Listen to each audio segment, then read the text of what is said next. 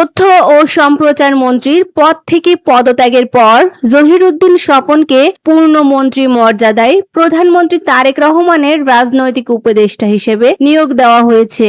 শনিবার 22 আগস্ট 2026 মন্ত্রিপরিষদ বিভাগ থেকে এ বিষয়ে পৃথক দুটি প্রজ্ঞাপন জারি করা হয়।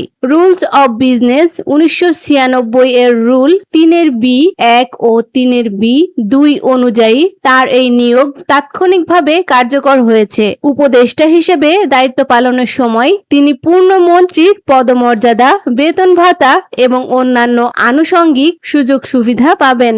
মন্ত্রিপরিষদ সচিব নাসিমুল গনির সই করা প্রজ্ঞাপনে বলা হয়েছে, রাষ্ট্রপতি জহিরুদ্দিন স্বপনের পদত্যাগপত্র গ্রহণ করেছেন। চলতি বছরের 17 ফেব্রুয়ারি গঠিত সরকারে তিনি তথ্যমন্ত্রীর দায়িত্ব পেয়েছিলেন। তার পদত্যাগের পর বাংলাদেশ জাতীয় পার্টির চেয়ারম্যান ও ভোলা 1 আসনের সংসদ সদস্য ব্যারিস্টার আন্দালিব রহমান পার্থকে নতুন তথ্য ও সম্প্রচার মন্ত্রী করা হয়েছে। এটি বর্তমান সরকারের গত 6 মাসের মেয়াদের মধ্যে প্রথম বড় ধরনের মন্ত্রিসভা রদবদল ও সম্প্রসারণের অংশ।